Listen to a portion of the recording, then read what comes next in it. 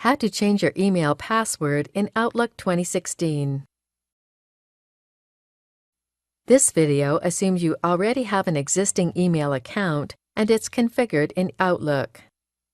Now let's learn how to change our email password. Click the File tab. Then click Account Settings and Account Settings again.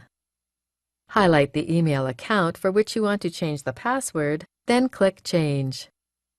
To change your password, simply enter your new password, then click Next.